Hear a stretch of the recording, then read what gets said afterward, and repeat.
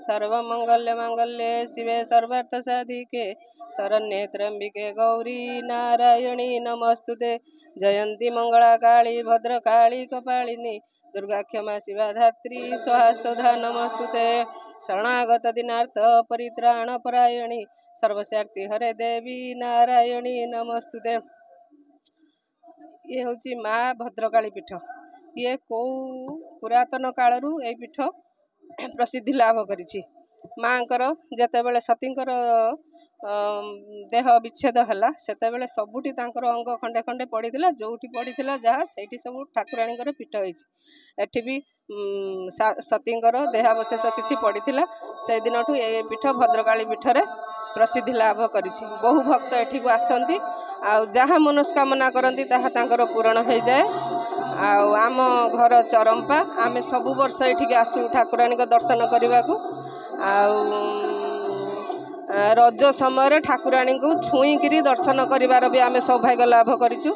जो मैंने आसती रज समय रज संक्रांति 3 दिन सी सबुदिन ठाकुर को छुईकरी भी जाती।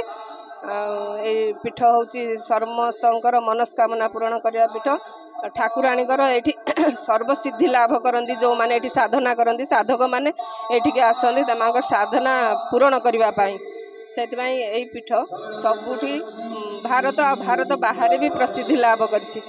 रामचंद्र जेतेबेले वनवास जाइथिले एठी भी राम लक्ष्मण सीता एठी भी अवस्थान करथिले। से दिनठू ए काली भद्रकाली पीठ भाव में प्रसिद्धि लाभ करिछि। आमे माने ठाकुराणी की सबु बेले दर्शन करी निजको धन्य मन करूछु। आमर जहाँ मनस्कामना करूछु सबु बेले भी पूरण होउछि। समस्त भक्त माने सेथिबाई भद्रकाली पीठ को सबु बेले आसंती।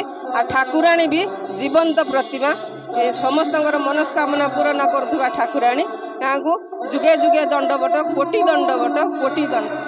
ओम ज्वाला करालमत्युग्रम शेषासुरसूदनम त्रिशूलं पातुनो भीते भद्रकाली नमस्तुते। ये भद्रखर अधिष्ठात्री देवी भद्रकाली मांकर की अपरूप लावण्य की अपरूप कारुण्य एवं करुणामयी माँ आज को 24 वर्ष है ये भद्रकाली पीठरे जो यज्ञ महोत्सव सतचंडी यज्ञ महोत्सव चली। आज मांकर तृतीय दिवस रे माँ प्रथम दिवस रे वेदमाता एवं द्वितीय दिवस रे महाकाली आज तृतीय दिवस रे राजराजेश्वरी जे कि समग्र विश्वर रानी स्वरूपा जे कि समग्र प्रकृति एवं पुरुष शिव और पार्वती जेभली अंगांगी भावे जड़ित से भली भाव में आज माँकर जे करुणामयी माँ जे कि राजराजेश्वरी समग्र विश्वर रानी स्वरूपा से करुणामयी एवं समस्त भक्त मानकर मनोवांछा पूर्ण करिथिबारु बहु दूररू आसी एठारे तृतीय दिवस रे जे साम्राज्ञी भाव में से अधिष्ठिता एवं अत्यंत अपरूपा लावण्यमयी जे कि माँ से समस्त भक्त मानकर मनोकामना एवं समस्त दुख दारिद्र्य एवं विश्वर शांति पाई कल्याण पाई आज बहु दूररू ओडिशार समग्र प्रदेश समग्र जिलारू मध्य आसी एठारे उपस्थित होता एवं ताहा जे ईश्वरी बोले जे राजा मानकर जे साम्राज्ञी पट्ट महिषी से भली भाव में आज माँ जगत जननी माँ आज से भली भाव में पूजा पाई थांती। समग्र भक्तर ये यज्ञ महोत्सव वर्षाणां भारत श्रेष्ठ देशानाम उत्कल स्मृत उत्कलस्य समो देश देश नास्ति मही तले।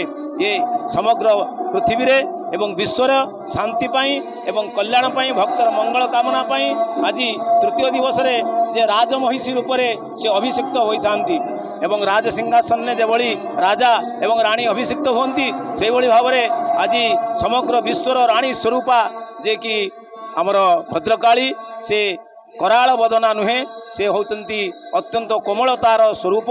तेणु से ये सतचंडी यज्ञ महोत्सव आयोजन होइछि एवं यज्ञ कमिटी तथा वरिष्ठ विद्वान मानकर संगति संगठन रे प्रथम दिवस रे प्रथम प्रहर रे भगवत गीतार आहुति दिया जाए एवं सतचंडी यज्ञ महोत्सव अपराह्न रे चंडी सप्तशती चंडी रे मध्य आहुति दिया जाए एवं समस्त यज्ञ रे समस्त मंगल कामना पाई आज ये राजराजेश्वरी बेश समग्र समस्त भक्त मानकर कल्याण प्रदान करिथांती। समस्त आशीर्वाद को कामना करी पाथेय करी समस्त भक्त मान रही थांती। सर्वे भवन्तु सुखिनो सर्वे सन्तु निरामया सर्वे भद्राणि पश्यन्तु माँ कश्चित् दुःख भाग भवेत्। ओम शांति ओम शांति ओम शांति।